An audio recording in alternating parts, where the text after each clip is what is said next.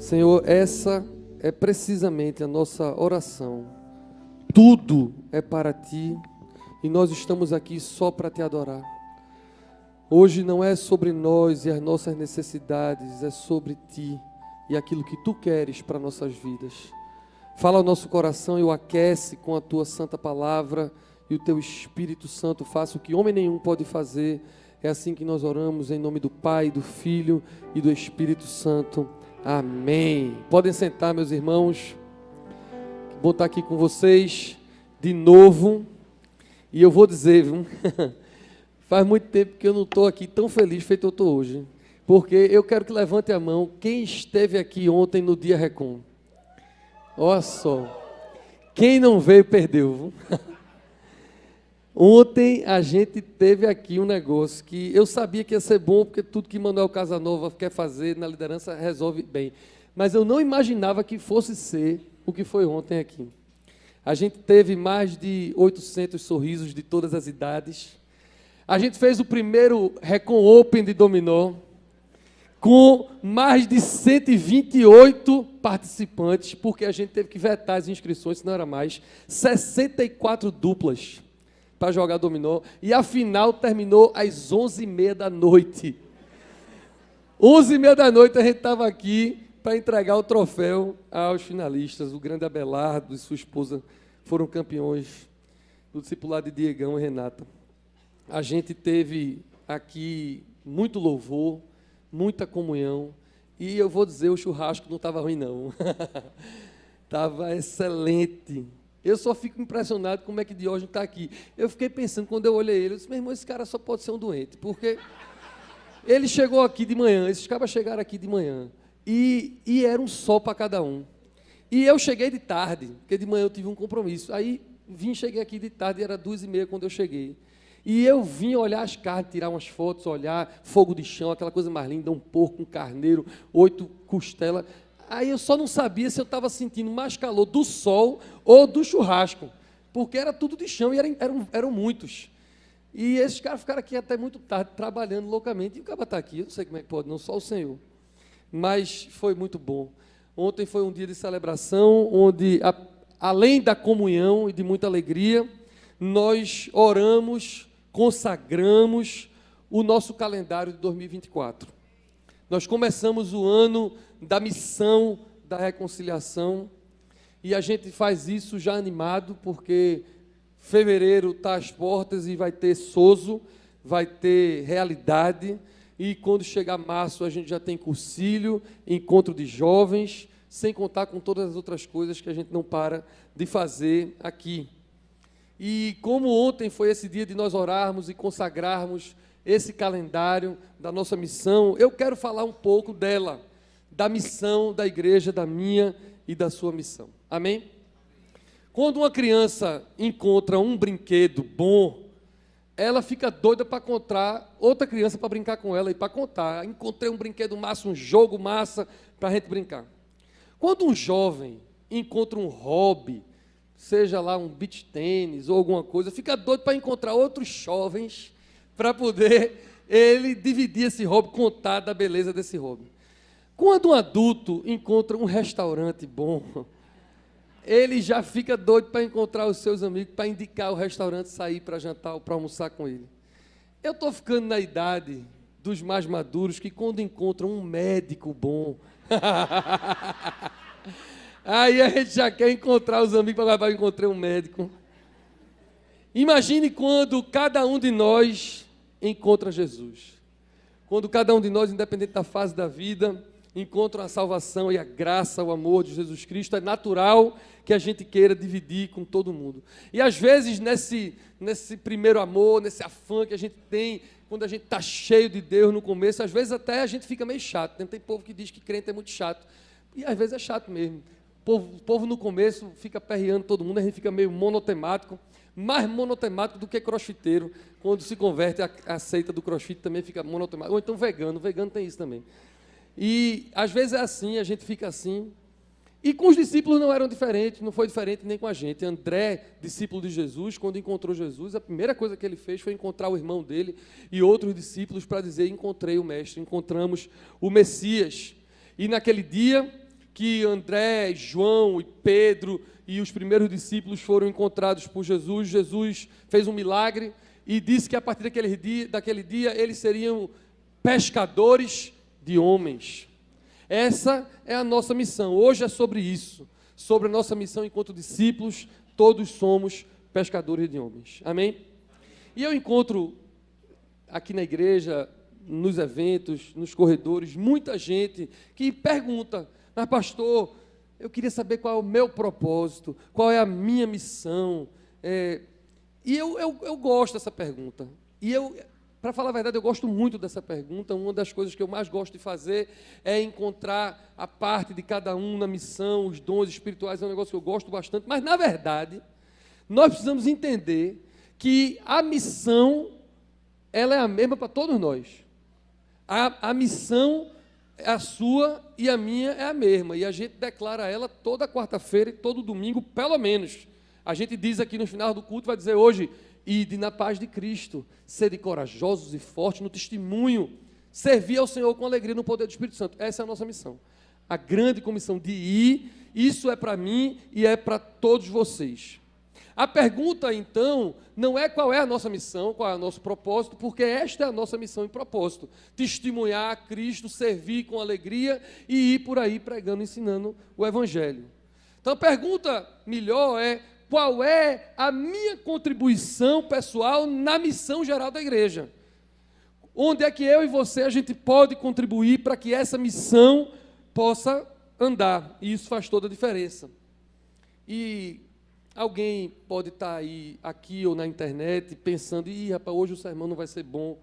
Não vai ser um sermão assim de encorajamento, de cura, do meu milagre.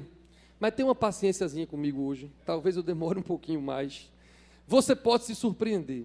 Esse não vai ser um sermão necessariamente técnico, igrejeiro, para quem é igrejeiro e está necessariamente aqui engajado na missão. Ele vai ser reflexivo também. Amém?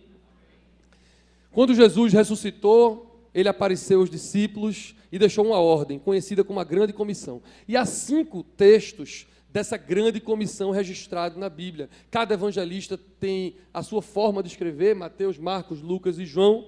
E Lucas, que além do Evangelho escreveu o livro de Atos, ainda escreveu esse texto que nós lemos agora, que tem a ver com a grande comissão da igreja. E o que eu quero que você guarde no seu coração, nesse começo de mensagem, é que a vida não pode, ou pelo menos não deve, a minha e a sua, ser ensimesmada.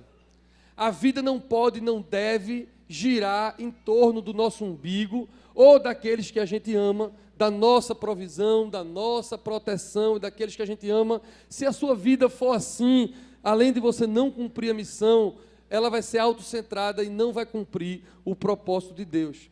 Falar sobre missão é falar sobre algo que é maior do que você mesmo, maior do que a sua vida e do que aqueles que você ama, e isso é muito importante. Dom Paulo Garcia sempre nos ensinou assim: Deus nos mandou ir, sair, pregar, e não esperar que as pessoas venham para cá.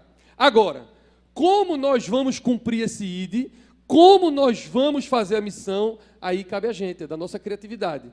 O Espírito Santo conosco é que vai dar a criatividade para a gente fazer a missão que é para toda a igreja fazer, não só a igreja episcopal, não só a reconciliação, mas toda a igreja de Cristo, de qualquer placa, em todo canto do mundo. E assim nós temos feito aqui na reconciliação. Nós não esperamos que as pessoas venham, nós proclamamos através de encontros, cursilhos, nos discipulados, para quem tem um preconceitozinho em vir para a igreja, mas vai para a casa de alguém, e nos relacionamentos pessoais. E a gente não faz isso para encher uma igreja, para encher esta comunidade. A nossa meta é plantar igrejas em todos os lugares, novas igrejas. Já eu vou falar mais um pouquinho para vocês sobre o departamento de missões da Recon, que está nascendo, para a gente fazer parceria com outras igrejas e pregar o evangelho por aí. Em abril a gente está indo com 2 ônibus para Ibimirim, em parceria com a igreja lá, cuidar do povo. Já eu conto mais um pouquinho para vocês. Mas essa é a nossa missão. E nós classificamos, só para a gente entender um pouquinho melhor, a missão da igreja. Adriana, tu está pronta? Faz um sinal para mim, se tu estiver pronta. Aí. Vitinho, Adriana está pronta aí? Tá, né? Então pode botar aí, minha irmã. eu pedi para a Adriana colocar aí 5 ícones da nossa identidade visual da igreja, vai começar por esse aí. A gente dividiu a missão da igreja em 5 pilares. Isso está no seu boletim, isso está no aplicativo da Recon e vai estar aí para você ver. 5 grandes pilares da missão da igreja, do jeito que a Recon está querendo ir. Primeiro pilar é o pilar da proclamação do Evangelho. Nós não avançamos para conquistar, nós avançamos para proclamar Jesus que já conquistou tudo na cruz do Calvário. Então nós proclamamos o Evangelho. Fazemos isso através dos cursilhos de cristandade, dos encontros de jovens e de muitas outras maneiras, pregamos o Evangelho. Então esse é o primeiro pilar da missão. E muitos de vocês estão engajados nesse pilar. Mas existe um segundo pilar. A Adriana entrou aí, ensino.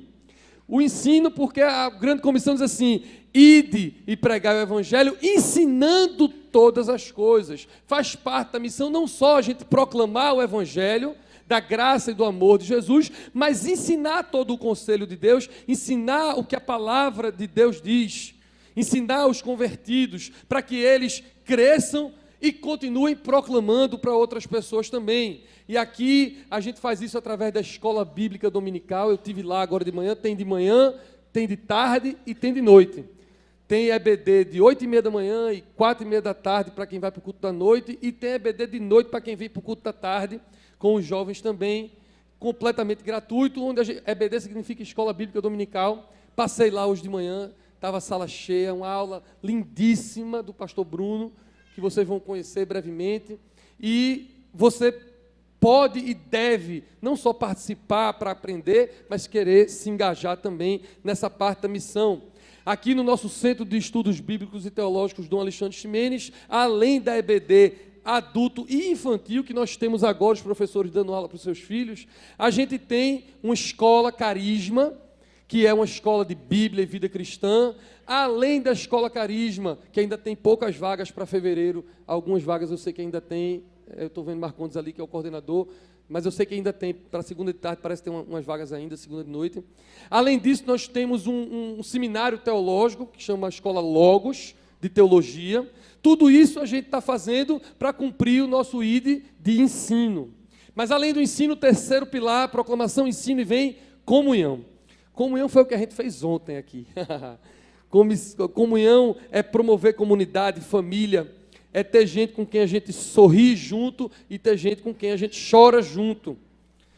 A gente faz toda a diferença andar com pessoas que creem como a gente crê. E o pilar da comunhão da nossa igreja é capitaneado pelo Ministério dos Discipulados, que é liderado pelo reverendo Marcos Guimarães, que está aqui. Nos discipulados, nas casas, qualquer dia da semana, segunda, terça, quarta, quinta, sexta, sábado, quando for, é onde a gente tem comunhão real, é onde a gente parte o pão na mesa, é onde a gente chora e divide as dores.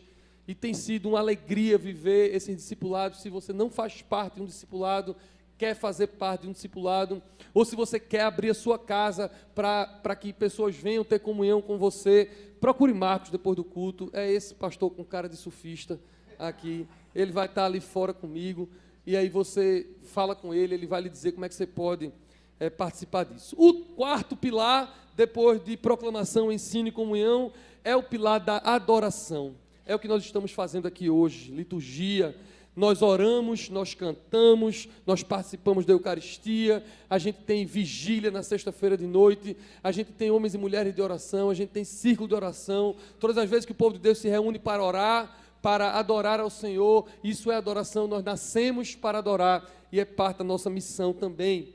E por fim, o quinto e último pilar, mas não menos importante, o pilar do serviço.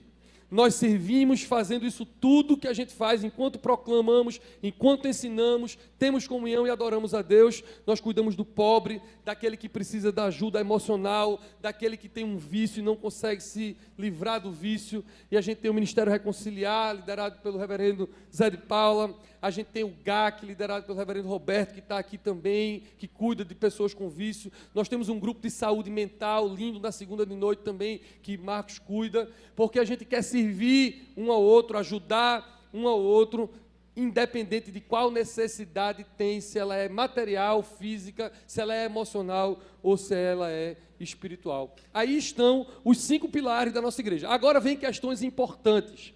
Primeira questão: quem envia para a missão é Deus, não é o pastor Ivanzinho, nem a Recon.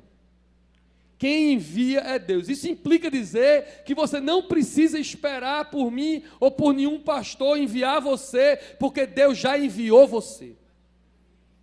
E também você não precisa ficar triste se nós não o enviarmos, porque se Deus enviou, está enviado. Amém? Deus o chama, vá, ou venha, se mexa, se movimente. Implica também que pode até uma igreja, um pastor, um bispo lhe enviar para algo específico, se não for de Deus, não vai valer nada. Porque quem envia é Ele, não é homem nenhum. Amém? Agora eu vou dizer uma outra coisa, que parece contraditório com a primeira, mas vocês que se virem para entender, vocês são inteligentes. Muito embora quem envia para a missão é Deus, e você já está enviado por Deus, a missão é necessariamente realizada no contexto da igreja.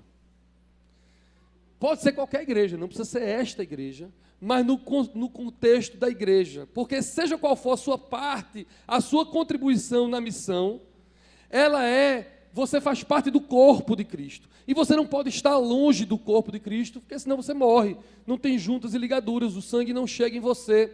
Tem muita gente que acha que faz missão independente, e tem muita coisa boa que se faz de maneira independente. Eu não sou inocente nisso.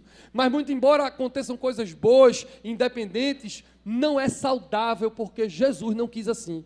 Ele quis que fosse no contexto de igreja, porque você pode fazer o bem, mas enquanto você faz sozinho, você faz capenga. Quando você faz com alguém, alguém cuida de você, porque a missão é mútua. Enquanto você faz alguma coisa, alguém cuida de você. E você vai ser objeto da missão de alguém. Quando você está independente, você não tem isso. Então, no contexto da Igreja de Cristo, que pode ser a Catedral da Reconciliação, qualquer paróquia, missão de qualquer denominação, mas é no contexto da Igreja de Cristo que nós saímos para a missão. Amém? Agora, eu escolhi que lêssemos o texto de Atos, dos grandes textos da missão, por uma razão específica. Porque Lucas, que escreveu esse texto, registra que os discípulos estavam reunidos, Jesus havia morrido e ressuscitado, como prometera, apareceu para eles em diversas oportunidades, mas eles ainda não tinham compreendido bem o Evangelho, a missão de Jesus de todas as coisas. Diz assim o começo do texto que o reverendo Técio leu. Então, os que estavam reunidos lhe perguntaram: Senhor, será este o tempo em que restaures o reino a Israel?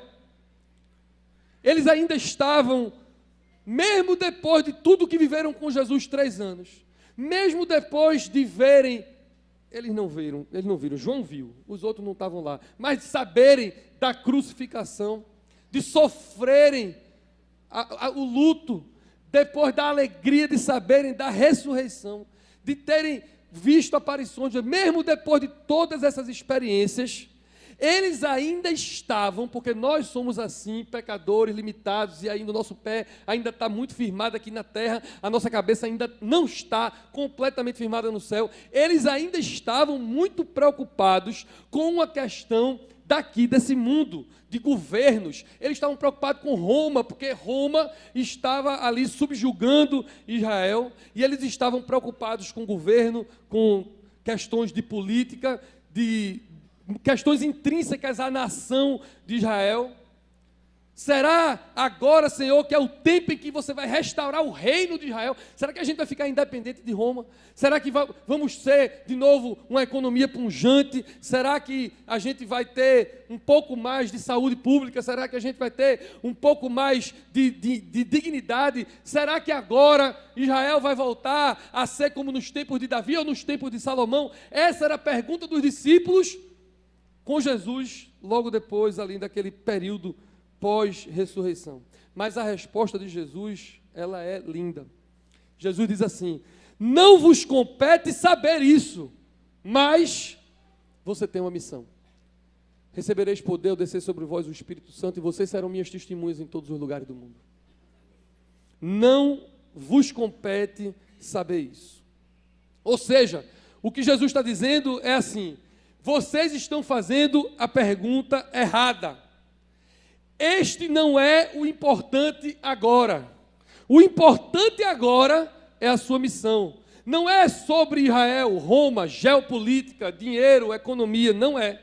É sobre uma ordem mais profunda e interior, espiritual e mais importante. E aqui na igreja, nos gabinetes, no Dia Recon, e onde eu vou, no supermercado, onde eu estiver, as pessoas me procuram e me perguntam: será, pastor Ivanzinho, que agora o meu emprego vem? Será que agora o meu namorado vem? Será que agora eu caso? Será que agora eu sou curado dessa doença?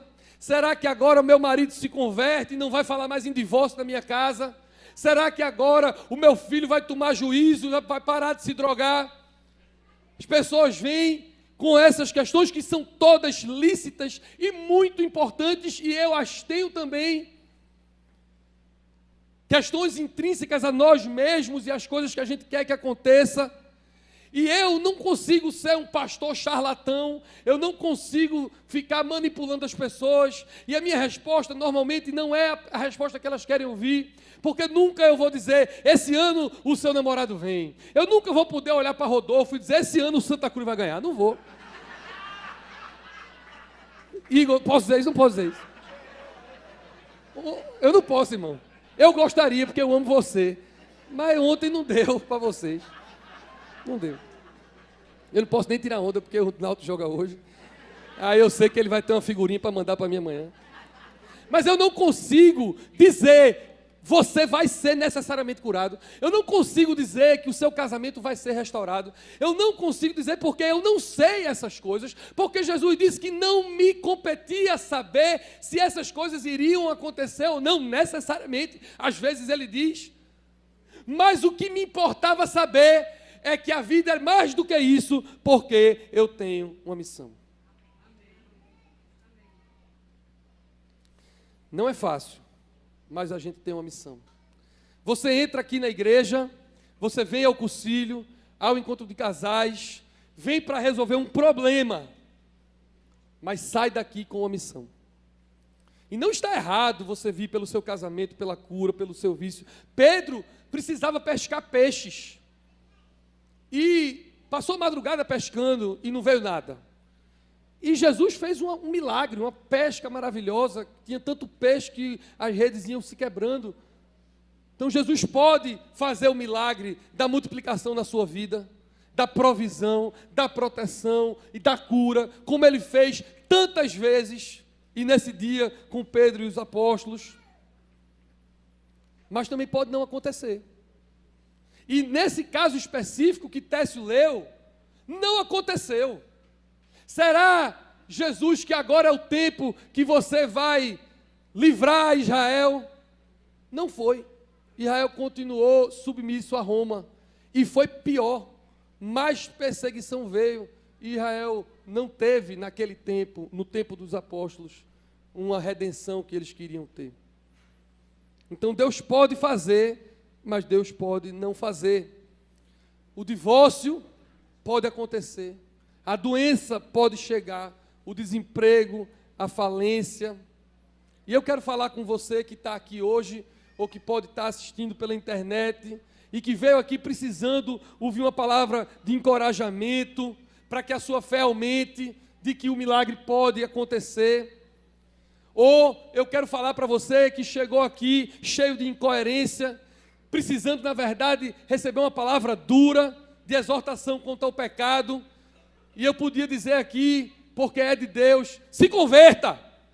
Ou então, se Rodolfo estivesse aqui, melhore. Eu podia dizer isso a vocês, mas, no contexto da missão, Deus também nos ajuda nessas coisas, porque o texto diz que nós receberemos poder do Espírito Santo para isso.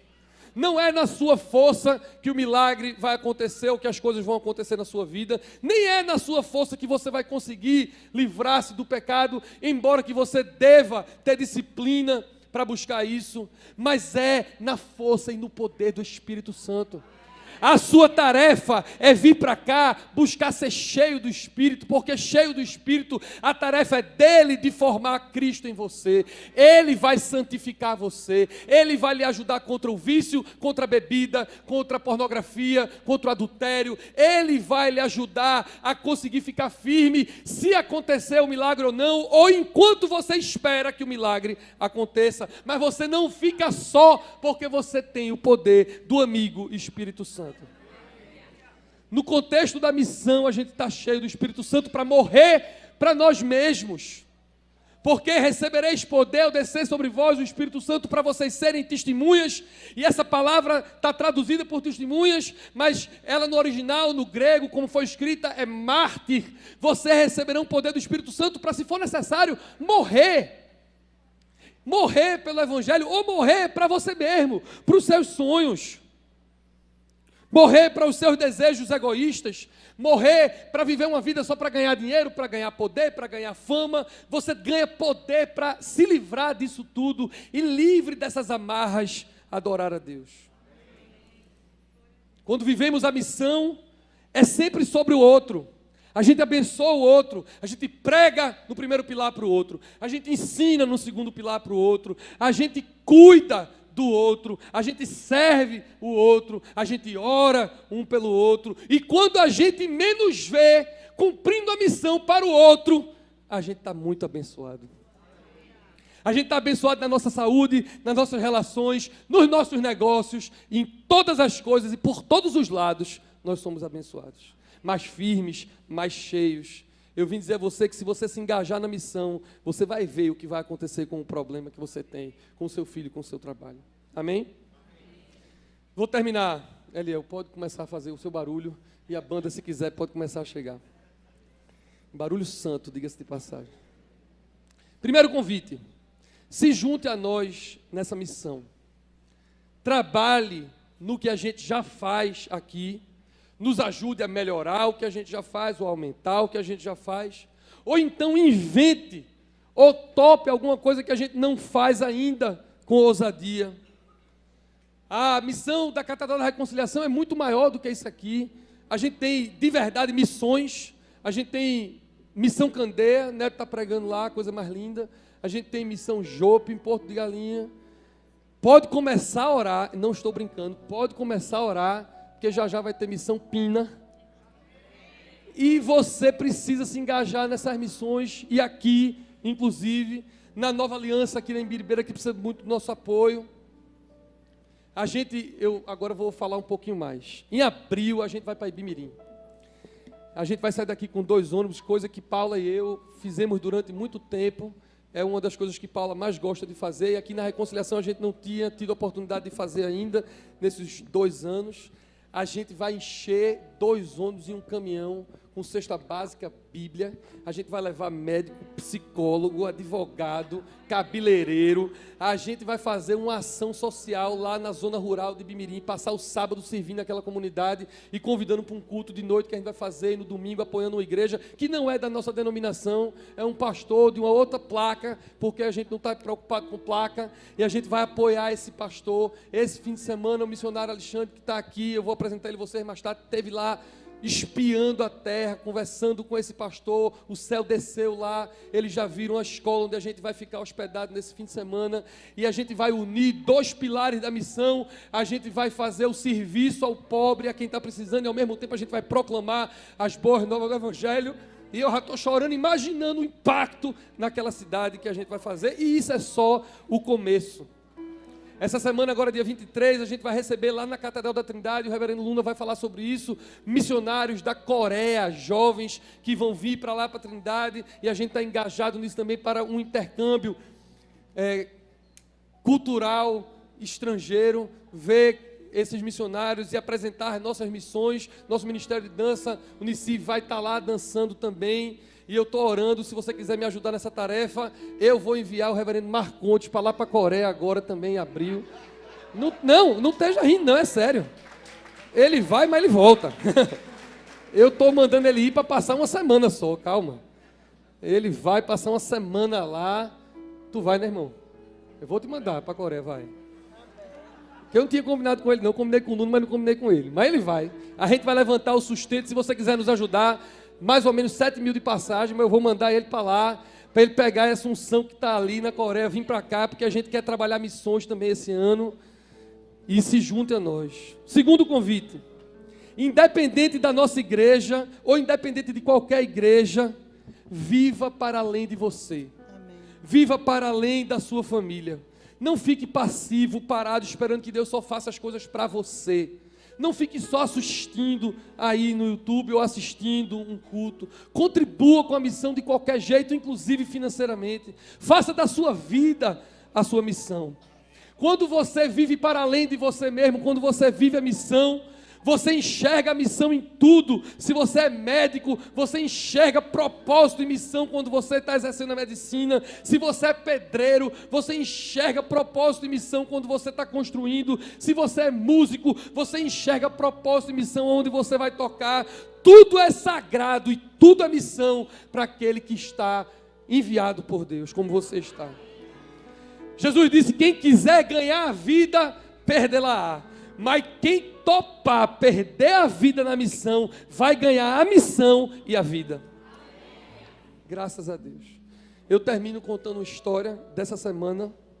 Eu não sei se eu vou conseguir terminar de contar, mas Deus vai me ajudar. Há um líder aqui da igreja, muito amado, muito querido, muito importante, muito relevante na nossa comunidade. E como eu não falei com ele, porque o Espírito Santo só mandou falar isso agora, eu não vou dizer o nome.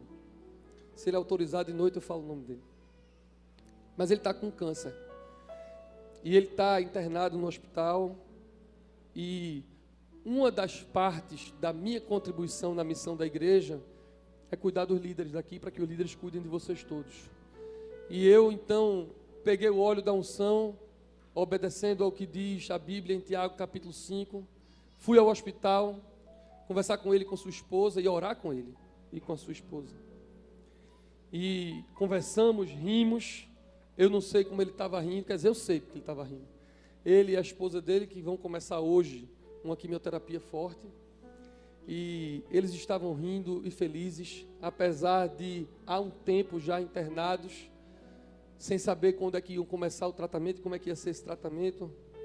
E eu fiquei, eles falando, e eu olhando para eles, rindo e brincando comigo, cheios de fé na vitória, de que Deus vai fazer um milagre, de que Deus vai cuidar daquela quimioterapia. E eu impactado com a fé daquela esposa e daquele marido, e eu disse: meu Deus, que fé, que coisa mais linda, porque eles não vivem para eles mesmos. Aquele câncer não é a última palavra na vida deles.